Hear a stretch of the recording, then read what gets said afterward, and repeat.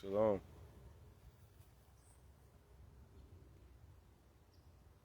Thought I left my page in my car. That would have been a far walk. How you guys doing today? Quickly thank the Almighty for today. Holy Sabbath. Thank the Almighty for the Zoom. Had some good conversations. Had some good disagreements. Had some good agreements. Praise the Almighty. You know? Thank the Almighty for work and employment through this inflation. That I'm doing pretty good. Work steady. I'm in like a lead man position. Lead man responsibility, not lead man pay. Next job site, I'm supposed to be getting a $3 increase for being a lead. I'm pretty much over a crew. I'm not a foreman, but I'm under the foreman, which I don't want the responsibility, but I'm the only guy the guy has, so I just take it, whatever. Praise the Almighty. It just works on my organization, thinking ahead. It works on your leadership capabilities. It actually relates to the word, too, because even when you teach people and you're dealing with different people with temperaments, like I got this guy that's, show up late. So the third time I was like, hey man, it's, what's up? You're in your car? It's not fair that everyone else shows up on time and you keep coming in late. And when you're in just a regular journeyman, or when you're just a brother or sister and you just come to service and sit back, you don't have to deal with that, because that's the ministers. As a brother and sister, you should say, hey bro, you got to be more diligent and be your brother's keeper. But you don't really have to teach a message on a certain situation because you see things going on with people's life or whatnot. Or you got other people that got little attitudes, and you got to deal with people's attitudes on the job site. And the same thing to the word. Every person has a different upbringing, different view on how to run a marriage, or what is a man, what is a woman's responsibilities, this, that, whatever they got going on. They may be stressed out, may be depressed. You got to deal with every individual's temperament, capabilities, their strengths, their weaknesses. Some people come to the Almighty, or some people come to the job site and they procrastinate. Some people are just lazy. Some people have no ambition.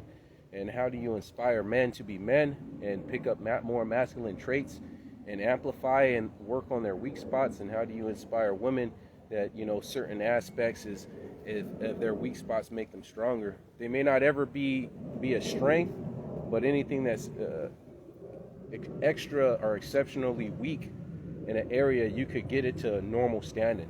Like let's say, as an example, let's say money management. I just shot anything out. You may have a brother in the Almighty that may not, a person may not be a business owner, or not everyone could be an entrepreneur, or not everyone has a king's mindset. And some people are content with just getting a 9-to-5 job, maybe buying a house, buying a couple of toys, jet skis, or whatever, and they're content with that. And there's nothing wrong with that. You don't have to make everyone to want to be an entrepreneur or be self-employed or start a business or whatever, right? But the basics of money management, everyone should have. So when you have a brother or a sister, either or, that has bad money, terrible money management, and that's a weak spot for them, you got to get them to a baseline. And so dealing with not only people or on the job sites, their strengths and their weaknesses, and if their weaknesses is under a baseline, a standard baseline for an adult, then you have to get them to that point. And me even being in this position still relates to the word, just in a different aspect. And so it can help, you know what I'm saying? I definitely see how it translates over to dealing with brothers and sisters in the body.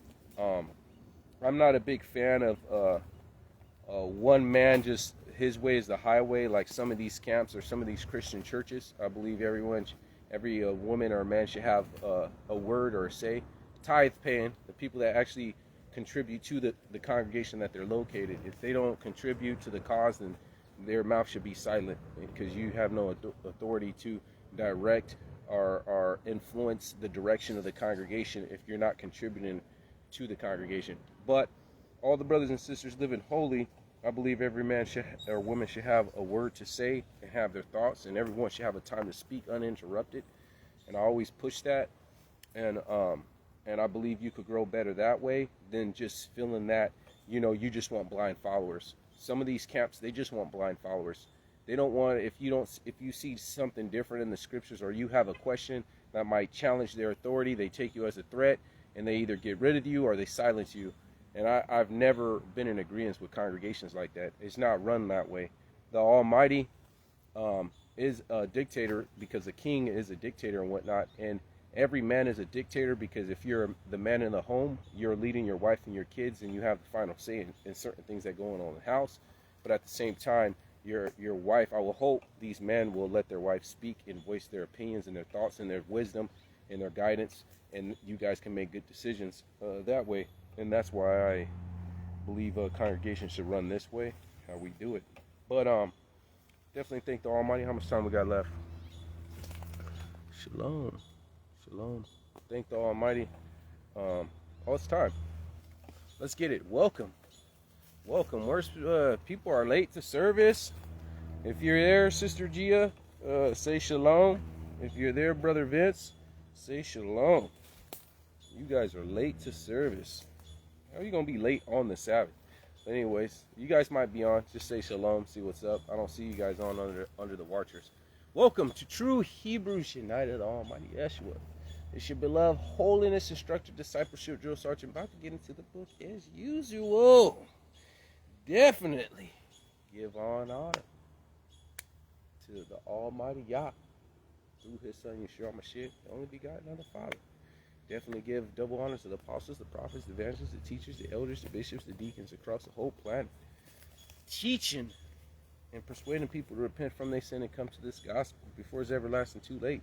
And it's getting close. They got the Agenda 21, now they're doing the Agenda 30. I mean, I think they finished their Agenda 21 because what happened?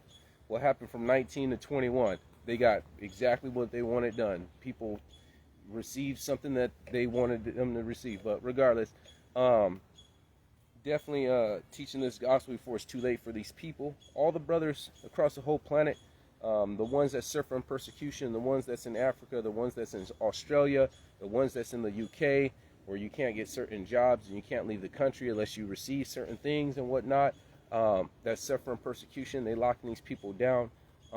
There's people out there that's really suffering for his namesake, so all those brothers out there that's really holding the line for the Almighty, believing to receive a greater resurrection, that they'll rise again in the resurrection, and that inspires me to even go harder, now that I think about it. All the people on the Facebook and the YouTube, I appreciate you guys. I love you guys. I really want you guys to be saved. It's a tight race.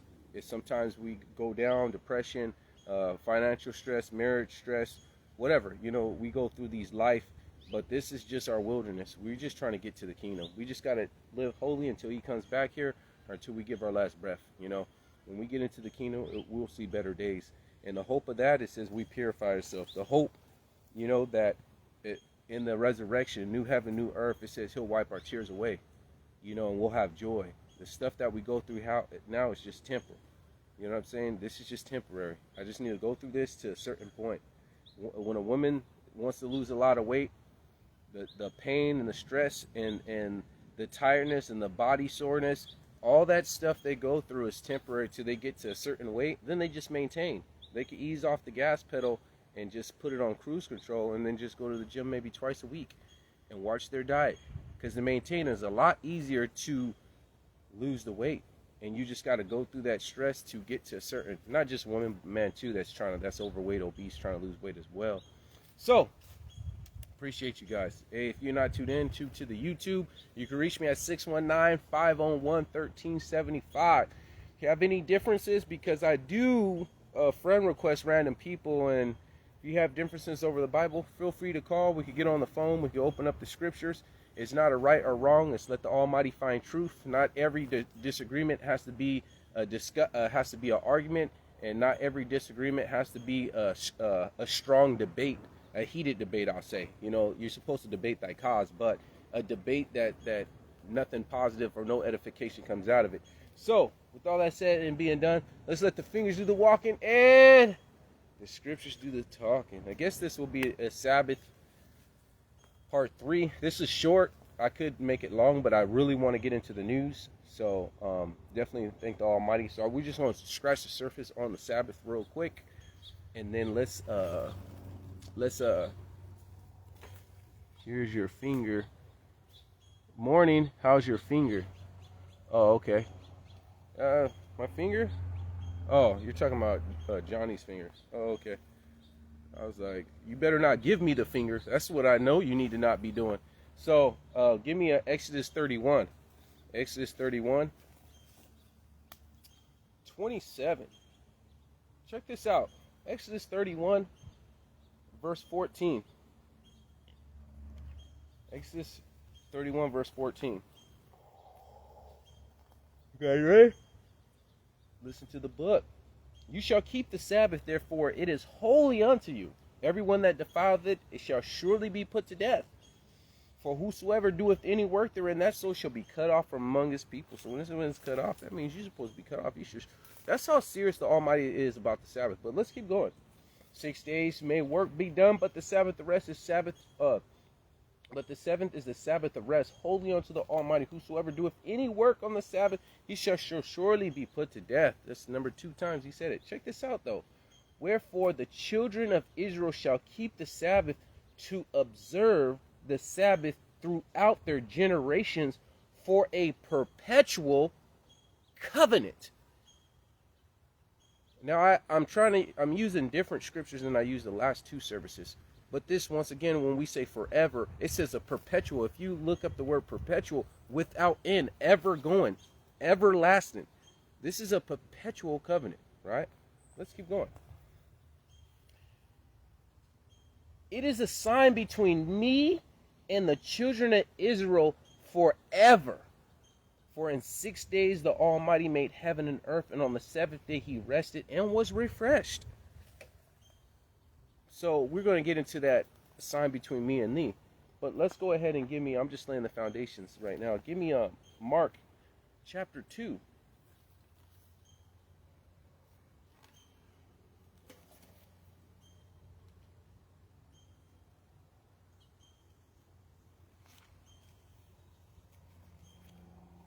And we're going to start at verse 27.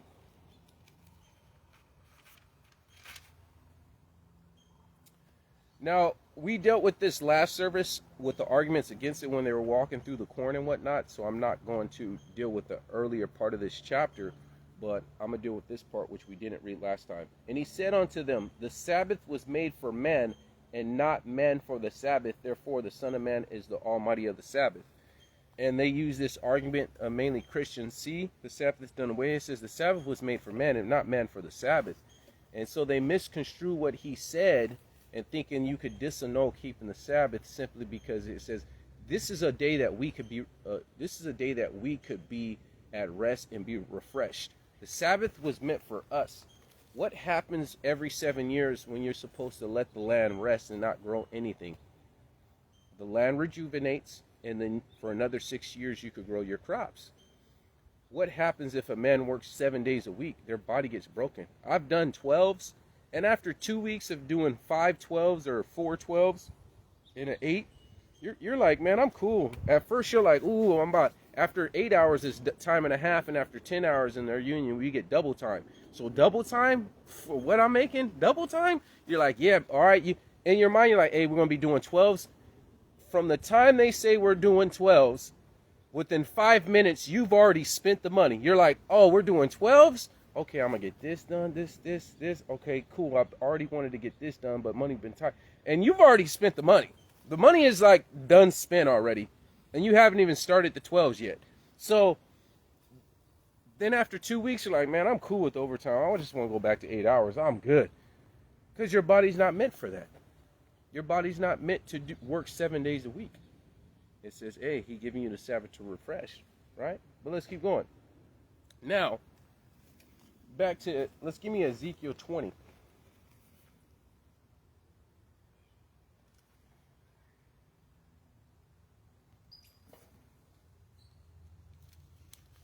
Ezekiel 20, verse 19.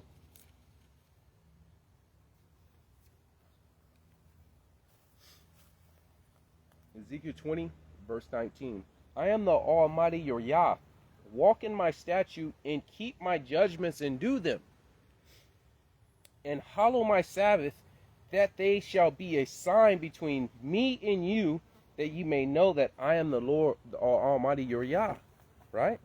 So they miss this point when it says, oh, the Sabbath went for man. Yes, but it's also a sign between us and the Most High.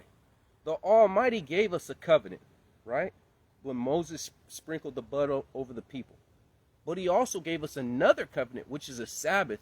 And that is something special between us and the Most High. It is a connection between us and the Most High. When you're with a wife, and you say, okay, every third Sunday or third Monday is date night. You know what I'm saying? Where we leave the kids with a babysitter and we go on a date and we just have our me and you time without the kids. It's date night, right? So you do this, right? And that's something between you and them and special.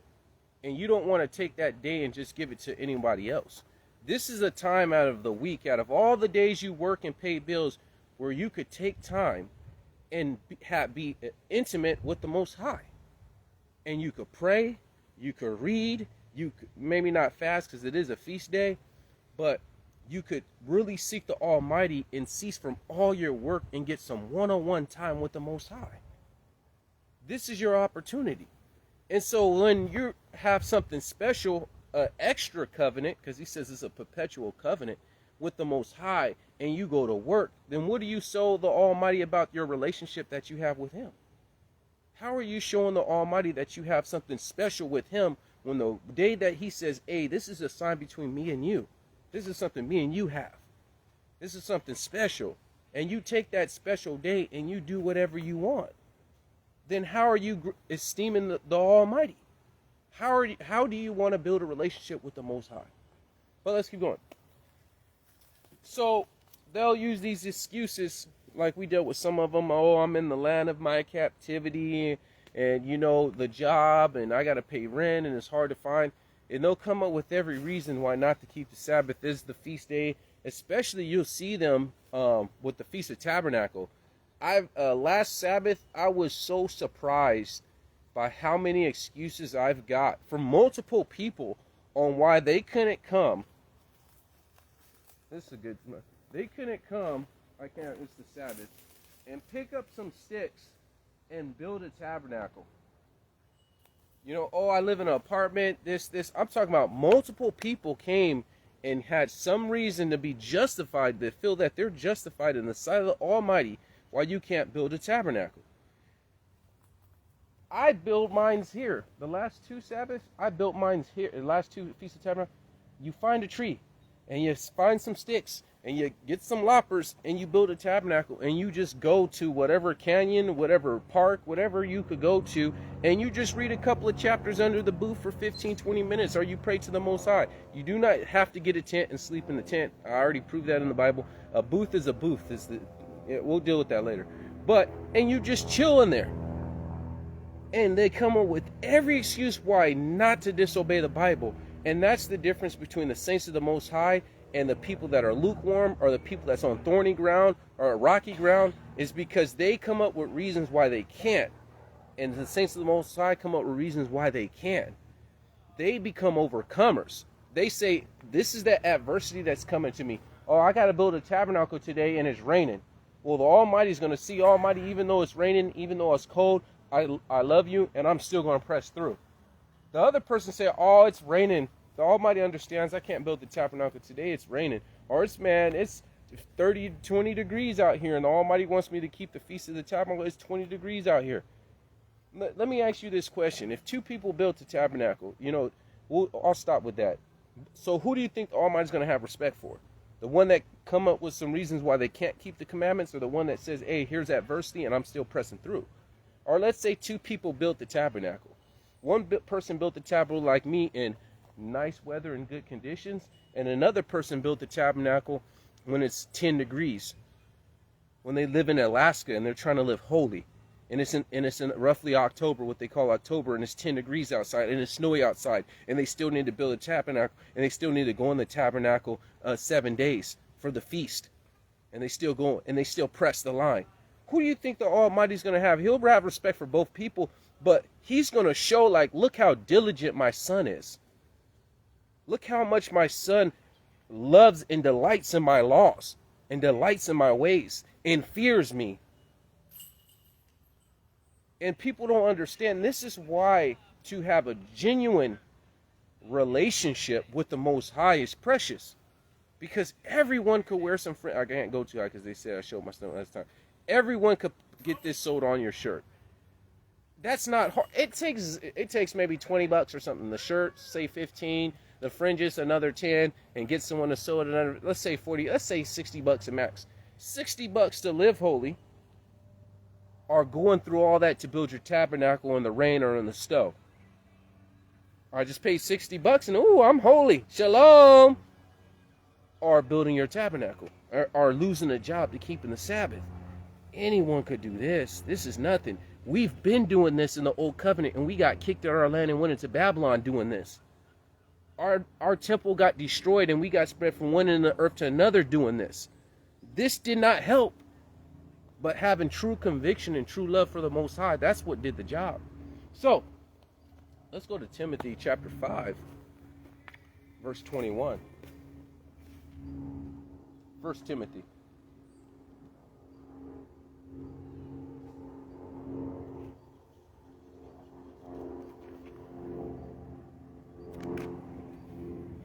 Let's get it.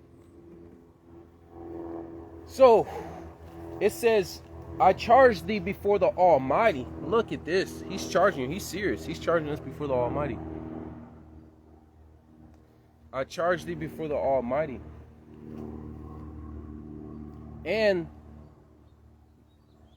the Almighty Yeshua Mashiach and the elect angels, that thou observe the things without preferring one before the other, doing nothing in partiality. This is the problem we have with people, is because this is what Christians do. They buffet bar the Bible. Oh, tithes, that's okay. Oh, keeping the Sabbath, that's done away with. Oh yeah, we can have animals and have dominion. You can have a cat, you can have a dog, because it says in the Old Testament we have dominion over all the animals. So it's okay in the Old Testament. That's nowhere in the New Testament. Yes, we can still have animals and have dominion over animals, but the feast days, that's done away with. They pick and choose what they want to do.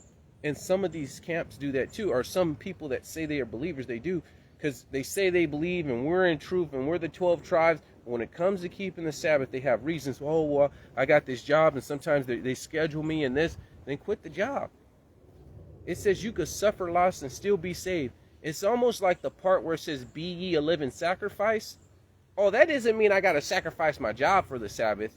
That doesn't mean I got to sacrifice this for the Sabbath. That doesn't mean I have to sacrifice my marriage for the Sabbath. That don't mean I have to sacrifice being cold or being wet to set up a tabernacle. That just means I just wear some fringes and I got to sacrifice some money to sew some fringes.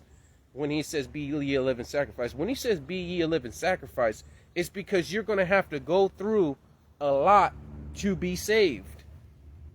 Yeshua Mashiach, every place he went, there was always some Pharisees just watching and waiting to catch him slipping, fault finding.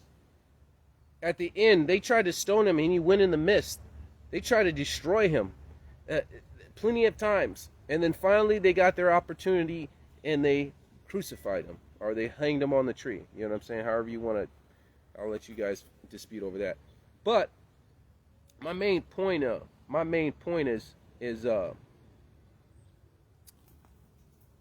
when it says be ye a living sacrifice, we got to sacrifice what we want to do. Speaking of that cross real quick, they say this argument, he wasn't crucified, he was hung on the tree or hung on a stake, because we don't crucify people like that, and Hebrews hung people on the tree and whatnot. You could argue that fact that he was hung on a tree and whatnot. You could argue that, but on a counter argument to that is they gave him to the Romans, and the Romans did crucify people. They gave him to Pontius Pilate, so they gave him to Rome. And the Rome had their own way of hanging people. And whether or not he was hanging on the tree or whatnot, I'll let you guys figure that out. It says tree in one part, it says cross in another. I'll let you guys figure that stuff out. That's between you and the Most High. But how did the Romans do it? We know the Hebrews, we didn't do crucifixion. We don't do that. But the Romans did. So you think about that. So now let's get to 5. I want to read for Matthew chapter 25, verse 14.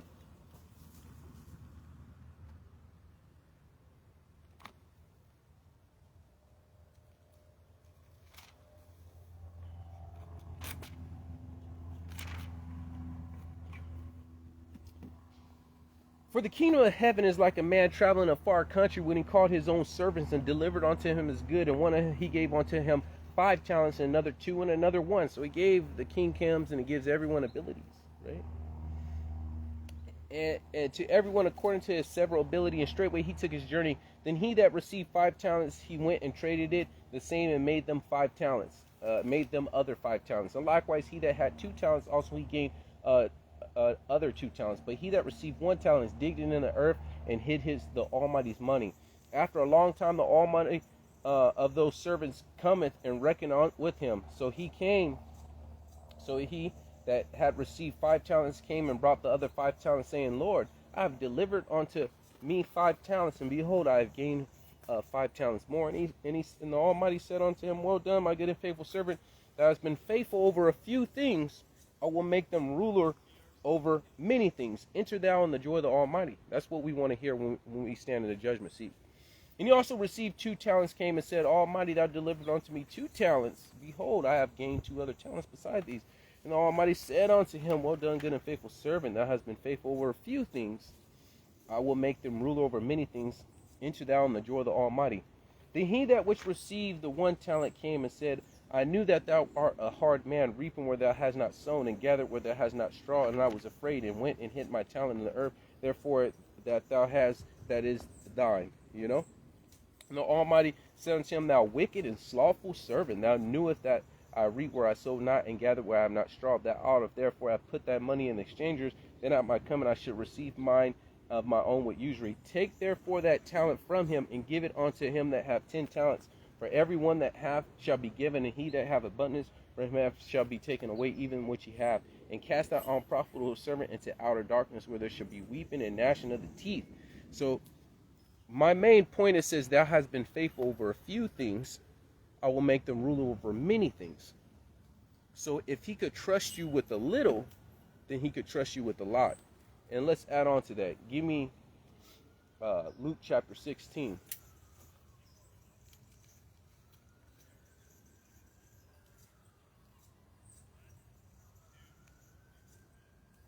Luke chapter 16.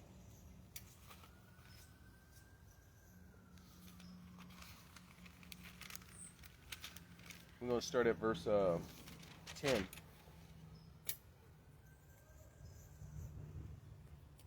He that is faithful in that which is least is faithful also in much. And he that is unjust in least is unjust also in much. If therefore you have not been faithful in the unrighteous mammon, who will commit unto you true riches? The true riches. And if you have not been faithful in that which is another man's, who shall give you that which is your own? And so the Almighty saying, if I can't trust you with a little thing like keeping the Sabbath, like just not doing work on one day, if you really think about the Sabbath, if I can't trust you with this, something simple of not working on one day, how can I trust you with greater riches? And if you're unfaithful with something like this, then I know you're unfaithful with the other stuff.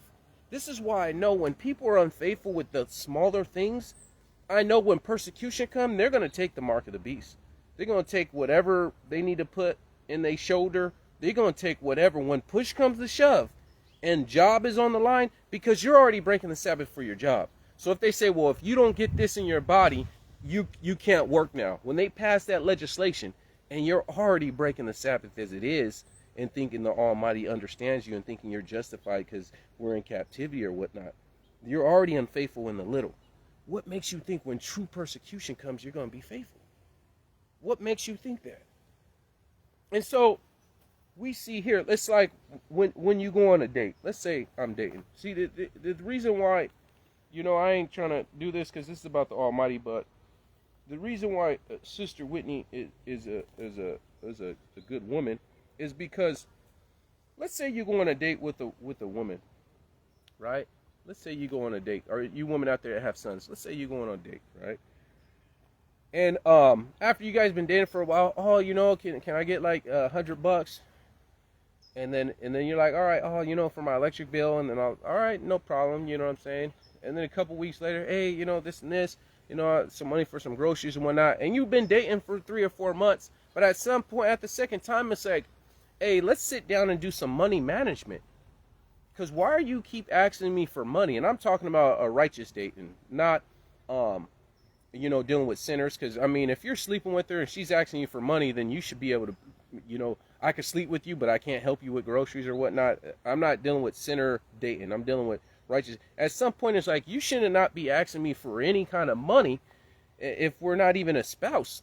Oh, well, you should be able to take care. No, because if you aren't financially stable, and if I can't trust you to be able to take care of yourself right now, then what makes you think when we get married, you're going to get all this revelation on money management? You're going to mess us up. You're going to send us in negatives. You're going to mess up our credit. You're going to spend bill money on some purses or whatnot. If I can't trust that, so we need to do some money management. There should be no reason for you to have a pattern of me helping you out with money, because if I can't trust you with your own money, there's no way I'm going to trust you with mine. There's no way I'm going to marry you and trust you with mine.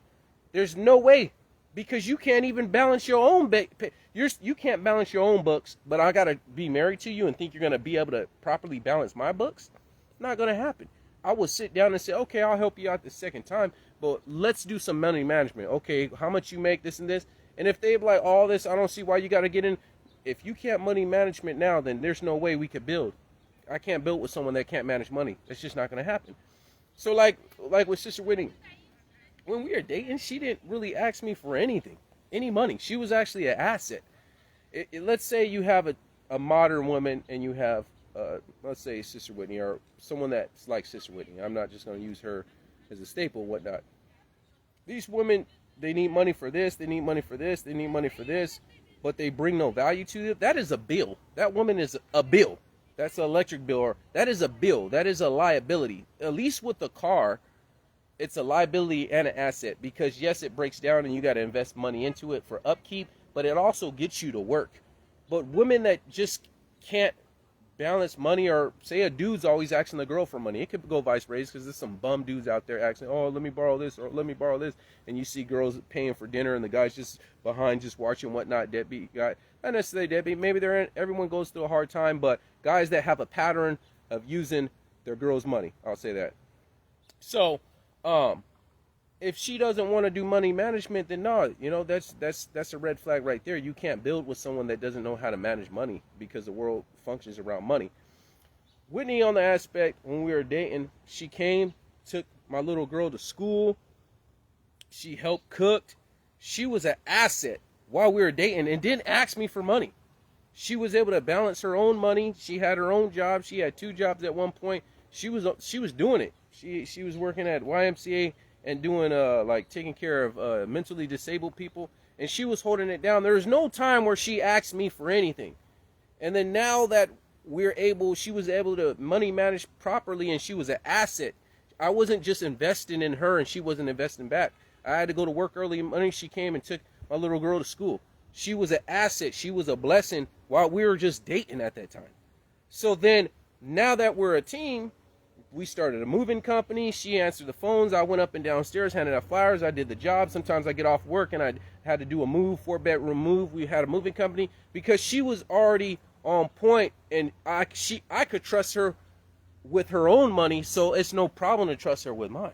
So now it's like, all right, I get paid. Tell me, I run. Man, I do every week. We have basically like a spreadsheet. This is how much money I need. This is how much all the bills. This is how much is in the bank account. This is how much you have left after I take out this, and everything is just like a full-on borderline spreadsheet every single week. It's not like no strenuous thing, like 15 minutes or something.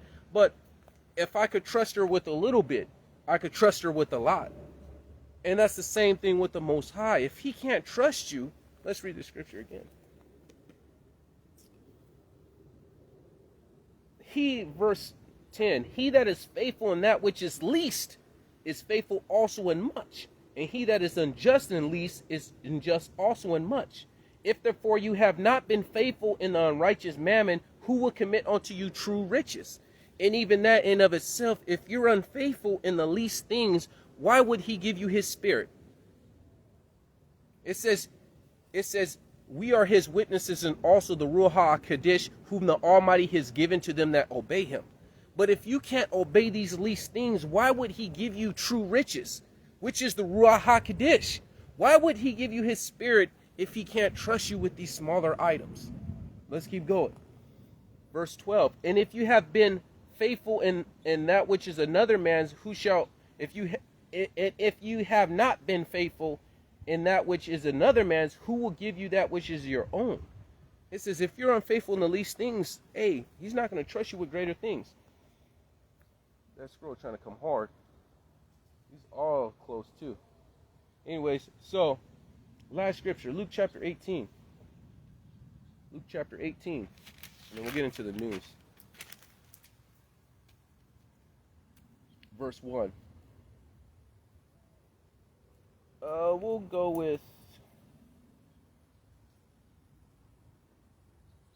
with verse 6. And the Lord said, hear what the unjust said, and shall he not the Almighty avenge his own elect, which cry unto him night and day, though he bear long with him? I tell you the truth, that he will avenge them speedily. Nevertheless, when the Son of Man cometh, shall he find faith on earth? So he's saying, when the Almighty comes down here, is he going to find faith on earth? Is he going to find people still keeping his Sabbath? Because it says this is a sign between me and you. This is something special we have. So when I come down and I look upon earth, will I find people still keeping my Sabbath, still keeping my Passover, still keeping my feast days? Will I find faith on earth? Will people still have faith in me? Will people still be obeying when he comes down? Or will people be doing his own things? There's a difference between why I treat Whitney, or why you treat your wives, or why you treat your husband different than how you treat sinners. The reason why is because you have something special, a special connection between your husband or between your wife or between the brothers and sisters in the body, because we esteem them other people. But they don't get those liberties. So when the Almighty gives you the Sabbath, and this is a sign between me and you for a perpetual covenant, it's an extra covenant, and then you just disregard that. That's like your husband going ahead and just cheating on your wife, just cheating on you. We had something special and you broke wedlock. We had a special covenant because when you get married, you become into a covenant, and you broke that. So when the Son of Man comes, will he find faith on earth? Will he find people still in the covenant? Are you still keeping the covenant that he has? It says a perpetual covenant forever. Are you still in this covenant, or did you break wedlock? Did you break wedlock? So I'll just end the Sabbath with that. Like, we got to be faithful. And that goes for anything. That goes for anything. That goes for even me. I'm dealing with some things. You know what I'm saying? I always got to put the flesh under subjection. Mainly dealing with, my patience and long suffering towards sinners is running super thin. So every week, I always got to, put this stuff in subjection, because, sometimes I feel like I'm coming unglued dealing with sinners. My patience with sinners is real short. But I bring in this, I put this flesh in rejection. You know what I'm saying? I keep under my body. Let's say any time when I preach to others, I myself am made a castaway. I always got to put this flesh in subjection. You know what I'm saying? Where the scripture says, render not evil for evil. You know what I'm saying? And remember, I'll remind, vengeance belongs to the Most High. Because there be sometimes I like, sometimes, you don't understand the Almighty. You're like, Almighty, it takes forever for you to revenge me, though. Like, because these people will sin against you. Have you ever had someone on the job site or whatnot gossip or got you fired or sinned against you? But then vengeance, he's going to get the Almighty, we just read the scripture, he's going to speedily avenge his elect when the Son of Man comes. So we already know he got his coming. But I want to see it come. Because like the Almighty might break his legs, or he might be handicapped, or he might get laid off and whatnot, or he might get AIDS or something. The Almighty will avenge you. But you're not there. Like, Almighty, I want to see it. He did it. I was there, and I seen him lie on me, and I seen me get fired, and I was there for the me taking the L. Let me be there to take the win. And sometimes it's like you're never there to see it. And I want to see this, man. It's like kind of like those people that cut you off, and then they get pulled over by the cop, and you're like, praise Almighty, that's what I'm talking about. You know what I'm saying? You got to see, you know what I'm saying, karma, what they call karma, but you reap what you sow. You got to see it happen. And it's like, Almighty, I want to do vengeance because he did it to me. I want to do it right now. Let's just handle it right now. But it says vengeance belongs to the Most High. So it's even not just the Sabbath. It could be other things that we need to still fear the Most High. Still seek the Most High. You know what I'm saying? And that's the mindset we need to have. So with that part of it, we're going to give the Almighty hand clap. Then we're going to get a shot in the shout outs. Give the Almighty hand clap for that word. And then let's do the shout outs, and then we got the news. So praise the Almighty. So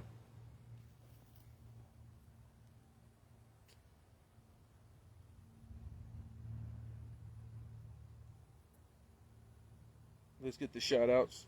Like, I could tell you guys a story. I'll tell you guys a story because I don't ever try to make myself be better than what I am. I'll tell you a story. This happened the other day in the gym. So I'm in the gym working out and whatnot, and I have my hoodie on. I'm in the zone. And so we're walking through this aisle, and I look up, and the guy sees, and so I move to the left. I move to the left, right? I move to the left, common courtesy. And this dude is going to continue to walk straight. Like, he could move to the left, and I move to the left, and we move out of each other's way. Right? But he continued to walk straight, and I seen him. Like, so I walked straight again, and I put weight into that to where his phone knocked out his hand. And he turned around, and I turned around. I was like, hey, we good? And then he just walked off. And so that's a situation where it's like, you know, I got to really seek the Most High, because it's like, I clearly moved out of the way to show you common courtesy, and you want to just bulldoze through me, so let's do it. If I can't walk around you, I'm going to walk through you. And those situations where vengeance belongs to the Almighty, are render not evil for evil. And then you'll question, you'll be like, oh, well, you got to be the bigger person. You notice the person that always has to be the bigger person are the one that always is the victim. Like, say this girl hits you, and like, oh man, don't hit her back, or don't be the bigger person. Oh man, this did do. Oh, don't retaliate. Be the bigger person. It's always the victim that has to be the bigger person. They never condemn the victimizer. They always, even though he did that to you, no, stand back. Be the bigger person. No, forget that. I don't want to be the bigger person. I'm gonna be just like this dude. I'm gonna just smash right through you. And that's the mindset. And that's why I say, like, not only just the Sabbath, we also have to deal with other scriptures, like render not evil for evil. Vengeance belongs to the Almighty. Be swift to hear, slow to speak, slow to wrath, for the wrath of man works not in the righteousness of the Most High. And for me, you know, that's, you know, Whitney be like, oh, you're too violent. She always says that, you know what I'm saying? She says it a lot, whatever, right? But those are those things like I'm pretty much dealing with, you know what I'm saying? Always making sure, hey, vengeance belongs to the Almighty. Render not evil for evil. Hey, you know what I'm saying? Be swift to hear, slow to speak, slow to wrath, for the wrath of man works not in the righteousness of the Most High. And so, you know, did I probably pass that test when that dude walked through and I put some weight into it? I shoulder checked him. I probably shouldn't have did that. You know what I'm saying? Probably shouldn't have did that. You know what I'm saying? I could have been the bigger person, and even though this guy didn't want to move out the way, I'll just go ahead. And when I'm going to spend the rest of my life, just these people just moving out the way and these people just going through me? Nah, like, it's always a rest. For me, that's what I wrestle in the flesh. Just dealing with sinners. You know what I'm saying? It's not, molesting no kids or adultery, none of that, you know. And I know you can say, you know, all sin is sin. There's none of that stuff. You know what I'm saying? But my patience with unbelievers it's like getting real thin. And it's like, nah, you know, just stay prayed up, stay seeking the Most High. Because there's going to come a time where these people going to have the mark of the beast, and I can let loose. It's going to come a time, so, hey, I just got to keep Simon caged up until persecution happens. Then I can let loose on these sinners. But nonetheless, let's go with the shout outs. I want to see some comments on that situation. I want to see what comments you guys got. You guys said again, a gem story again. I want to see some comments on that. Shalom. Pray for me. You know what I'm saying? I'm a man and I'm in this flesh. I'm not justifying wrong behavior. I am not justifying. You guys can say, hey, Simon, yeah, you should have been a bird person. You shouldn't have shoulder checked that dude. Hey, you know what I'm saying? I'm not even justifying it. But, you know, we all got to live holy. We all got to live just. So, shout outs.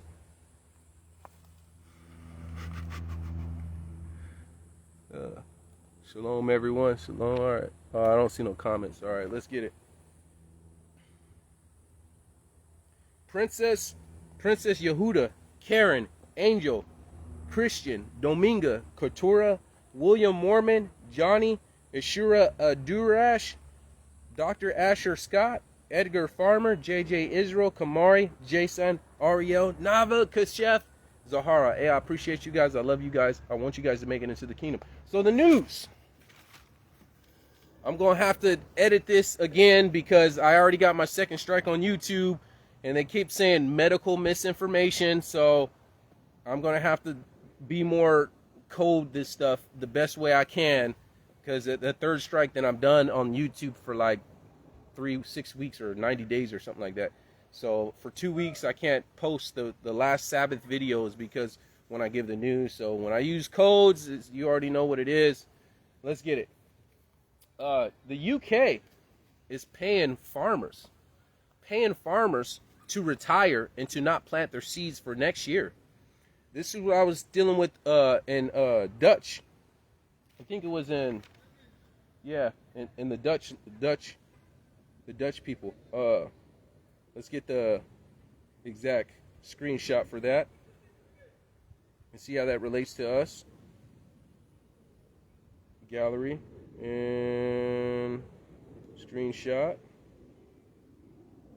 Farmers in England will be incentivized to sell, gift, or lend their land through a new scheme that could provide them with a lump sum of 100,000 euros.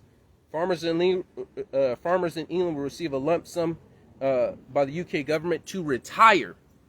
Why do they want farmers to retire and not plant food? Dutch. Did you know Dutch is the second largest food exporter? The U.S. is the largest food exporter. I did not know that. And Dutch, even though it's 270 times smaller than the U.S., they are the second largest food exporter in the world. And the farmers are protesting because they're trying to take their land. They're saying you need to reduce the production, and they're not giving them the fertilizer they need. And then what's happening is going to make some of the farmers go bankrupt, and the bank is going to take it, and the government is going to buy it straight from the bank. So as soon as the bank seizes the land, because the government is forcing them to not be able to produce, the bank seizes it, because obviously it goes in foreclosure, and the bank buys it right away. Now in the UK, they're saying, hey, I'll pay you 100,000 euros to just retire, and we buy your land. The government is taking land from people now. Pretty soon, guess who's buying the most amount of banks with this economy crash? Most amount of houses with the economy crashes? The banks. There's banks and firms and hedge funds that are buying thousands of houses in one purchase. Thousands of houses. So pretty soon, the bank and the government's going to own all the land, which means you have no rights. If the banks own all the farmland and they decide not to produce, and they say there's a food shortage because Putin. No, don't watch that. We're just taking these people's land and the Dutch people's land, and the UK, we're telling these farmers to retire and to not produce. No. It's Putin. Get your food together. Hey, you guys at True Hebrews Unite, you know what you guys need to be doing. I keep telling you guys, hey, we need to get this stuff together. It's winding down. There is no going back to pre-pandemic. It's only going to get worse, and it's going to get worse at a faster rate. Let's keep going. DNA. They say people should not be sending their DNA to test, my lineage. They have the capability now to make DNAs and to make, I can't use the V word, to make a sickness or something, some weapon, biological weapon. There we go. Maybe I could say that. They could make weapons out there that could target a specific person or a group of people. So let's say, for instance, a country in Africa decides they don't want to submit to the New World Order. And so they just get a couple of these people's blood, and then they send some mosquitoes out there that only target a certain ethnic group, because they have their DNA. So this is going down. Well, let's read this. Let's read this one. All right. The U.S. House Intelligence Committee members caution that bioweapons using to target DNA could kill only that individual are being created. And the U.S. Representative Jace Crow of Colorado spoke on Friday at Aspen Security Forum, cautioned Americans not to be too careless about sharing their DNA to provide firms doomed to impending arrival of new type of weapon. You could target biological weapons that will kill that person and take them off the battlefield and make that there we go. I cut it off my screenshot. Stop right there. So it's already proven. I'm not saying that's what they're doing or whatnot. Just be careful when you give blood. Don't be giving your blood to people. Don't be saying that on your DMV or your driver's license. Don't be no donor. Don't be none of that stuff. Leave that stuff alone. Let's keep going. U.S. Marshals raid Amish farmland. You know it's bad when the U.S. is going after the Amish farms. The Amish are is a kind of like a type of Mennonite. For Belize, you got Mennonites. In the States, you got Amish people. So now these farmers are getting raided. They are going after farmers in the States now, because Bill Gates can't buy them out.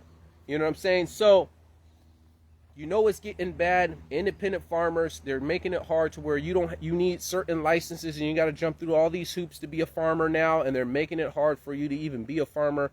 They're zoning out places, so if you have land, they're going to make it to be a farmer. It's going to be borderline impossible, whether the financial to get certain licenses. And if you're zoned, your house isn't zoned. Even though you own 20 acres in the bush, your house isn't zoned to be a farm. So you can only grow a certain amount of trees or have a certain amount of this. People are getting kicked out their land for having municipal water. They're having water from the stream or water from a well, or they're having solar, and they're making it illegal to be off the grid. The states is already passing laws and legislations to make it hard to be off the grid. I'll just go off the grid. Not if they make you a criminal. For them to stop you, they have to make you a criminal. So if you say, I don't want to be under your control, well, what are you doing? I'm going off the grid. Congress, let's make going off the grid illegal. It's illegal. You're going to go to jail if you're off the grid now. They have to make you a criminal to put you into control, to put you in compliance. So now they're going after Amish one. This guy got raided. He's trying to do a group or a club. You know how they have a golf club or whatnot, and where you make this club where everyone in the club can eat off the land, but no one else. I'm not selling it, to everyone else, but everyone in our club to eat off the land. And so they raided this dude. They raided this guy. You could look it up, and they're attacking the farmers now. They're going after the farmers, just like they're doing it in England, just like they're doing it to the Dutch people. They're going after these farmers. So there's going to be a food shortage. There's going to be a food shortage. We do not feel it yet. We'll probably feel it next year, harvest time. When certain crops come in March or June or July, you know what I'm saying? Or certain things come in next October or whatnot, or maybe even this October, we'll probably start feeling it next year. But let's keep going. Ireland tried to go cashless and close down some banks. There was so much backlash. I seen their protests. What's weird is everyone protests look at least 50, 60, or 70. They had their little signs. They're all pressing the button, doing the crosswalk, all like polite and stuff. I'm like, that ain't no protest. You need to break some windows. You need to tear some stuff up. But it worked. I mean, maybe those people in Ireland aren't very out there or whatnot, but it worked. They try to close 70 banks out of the 107. It's the major big bank. All the banks in Ireland, 68% of those banks are government owned. They're trying to make it to where they just put ATMs at the post office. Wow, post office owned by the government, whatever. And to make it to go full cashless. But the farmers and other people, there was so much backlash that they decided to abandon it. But that's their first attempt to go cashless. They're making an attempt. More and more people are going cashless. And when we go cashless, we're super close. We're super close to Book of Revelation times. So, I mean, I think we got a couple more years, but there's other things we're going to deal with before that. For us to go full cashless, they have to destroy the old system. Fiat dollar has to fail. And so how are they failing? They're giving out more stimulus. They're doing this. China's economy is going down because they're I forgot the name, Evergrande. You know, there is a big pine scheme. They were taking money for these people to build houses, but they were using that money to build to do other projects and not to build the house. So people are protesting. Their economy is going down. Sri Lanka's economy is going down. I think Italy or France, one of their economies is going down. Chile's economy is going down. The world's economy is going down. It's not just a couple of countries. The whole world is in recession. U.S. lies, say we're not in recession, even though two quarters of negative, that's a recession. They changed the definition of a recession 24 times in one day on Wikipedia. So the government, instead of just saying we're in a recession, we're just going to change the definition. And see, I told you we're not in a recession, even though we're in a recession. And it's going to get worse. If they hike up, do a price hike, 75 points or whatever, they do a price hike, Walmart, Target, and all these businesses, people are going to buy less. Inflation's going to go up, people are going to buy less. When people are going to buy less and they do the quarter and they're like, hey, our profits are down. Say it's Amazon or say if it's Netflix or whoever, our profits are down. We need to cut employees 20%. We need to give cut off 20% of our employees. So and unemployment's going to go higher again. So it's going to get worse. They have to collapse this world to start their whole new world. You know what I'm saying? It's kind of funny how the wicked one wants to do a new world order and the Almighty's do new heaven, new earth, and new Jerusalem. So with his limited time, is like, I'm going to set up my new world. I'm going to set up my kingdom because we know new heaven, new earth, and new Jerusalem's coming down, and a true new kingdom is going to come. But, so, get ready for that cashless stuff. Now let's go on to some, there's a chimpanzee fox pandemic supposedly coming on. Chimpanzee fox. You figure it out. We got the chimpanzee fox coming on the scene. It hit the Bay Area. It's in California. More and more people are seeing the chimpanzee fox coming up on the scene. They're pushing that pandemic and whatnot. So, be careful who we deal with. With that, my take on that is they really wanted to push the vaccine passport. They really wanted to push 100% everyone. I shouldn't even say that. They really wanted to push 100% people for you to leave the country, for you to get some liquids. They really wanted 100% of the population to get some liquids. You know what I'm saying?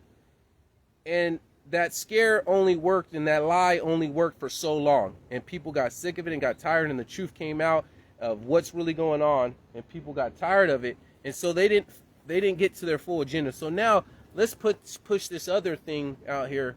Let's let these chimpanzee foxes get out here and push this same agenda and get more legislation coming until finally we could get what we want, the end goal. Kind of like they can't take the guns all the way, but let's take high capacity rounds. Let's take assault rifles. Let's take this. Let's take butt stocks. Pretty soon all you can have is a musket. See, we didn't go against your constitutional right. You can have a musket, but you can't have anything to really protect yourself.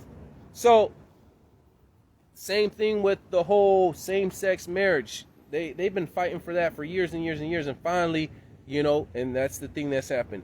Their end goal is to get everyone compliant to their end goal, and we know that we can't get it with the first pandemic, so let's try to get it with this one, and try to get it with that one. Let's try to use scare tactics and incentives and this and all this, and make it mandates and all this stuff, and push this stuff until we can get everyone where we want. So what's weird is the chimpanzee fox is only seen, the hardest hitting people by the chimpanzee fox is the LGBTQ people.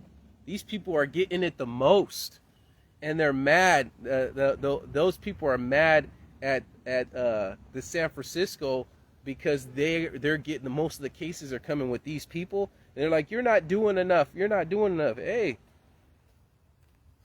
can't knock that. The most people that are seeing the chimpanzee fox running around is the LGBTQFG, whatever LGBTQ. All right.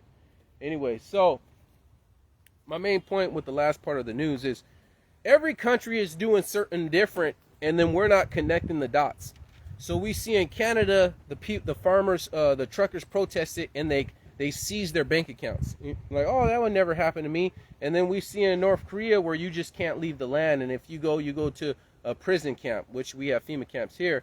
Oh, that would never. And then we have the social credit score in China, where crossing, doing stuff or saying things, you get a social credit score, and if depending on your credit score, you can't leave the country or get passports, or you can't use the train, or get certain jobs because your credit score is too low. Social credit score with the government. Oh, that won't happen. Then you have where they're the government seizing people land, and so it's happening in different locations. But eventually, all those bad things that are happening are all going to be, the whole world's going to adopt all those things. Oh, we see this country try to go cashless, and yeah, there was a backlash. Eventually, all of them will go cashless. Eventually, all of them will have a social credit score. Eventually, all of them will make it to where you can't leave unless you do certain things, which is probably going to be sinful against the Most High. So it's getting real tight. We need to get this stuff together. Also, too, for my Belizeans, when the dollar collapsed, you know what happened in Sri Lanka? Anyone in Belize, you know what happened in Sri Lanka, right? What's happening in Sri Lanka, right? If the Belizean dollar is pegged to the US dollar and the US dollar collapse, what you think's going to happen to Belize? When this US dollar finally collapses and the new world order, or the new digital currency and the new system starts, the dollar has to collapse for the new system to start. And when that dollar collapses, what you think's going to happen to Belize? You need to get your food. You need to get your stuff. Get your stuff in order. Marlar what you need to marlar. Buy what you need to buy. Because Sri Lanka is probably going to come to Belize. The difference is you got the Mennonites that farm their own stuff, and you have people that grow their own food. So you might be better than Sri Lanka. I don't know if they're an import nation or whatnot. But because you're an import nation, Belize is an import nation, it's going to be tight when the dollar finally collapses. So get your stuff in order before it's too late. So, also, too, to you Belizeans out there, you know who I'm talking to? A certain person. Hey, you need to find a congregation. When stuff pops off, I love my brothers and sisters, but I am only responsible of taking care of people in the fold of True Hebrews United. I would help brothers and sisters, but you cannot be a freelance brother and sister. You got to find a congregation. I can't tell you what you need to do. You need to pray about it. You need to fast about it. But my responsibility is the people. Hey, I'm a shepherd, and I don't flee when the wolf coming. And the people you brought to my fold, I'm willing to fight and to die to protect the brothers and sisters in the body. I will help out different congregations here, but I cannot help out freelancers. You can't just be roaming around without a congregation forever just doing your own thing. You got to figure that out. Pray about it. You people out there in Belize, that's to whoever that applies to. So, with all that said being done, keep standing. Don't drop standards. Give the Almighty a hand clap. Let's read some comments. Cool. Yep, the government was overthrown. All right. Price of things rose 1,400%. Yeah, that's coming to Belize. I'm not prophesying, but I know they depend on the U.S. They are pegged to the U.S. dollar. If the U.S. dollar gets stronger, Belize gets stronger. If the U.S. dollar gets weaker, Belize dollar gets weaker. They are just pegged to the U.S. dollar. So if this dollar collapses, the world does not need the Belizean dollar. The power of the Belizean dollar is only because the U.S. is there. Without the U.S., there is no power. So with all that said being done, keep standing. Don't drop standards. Give the Almighty a hand clap. Shalom.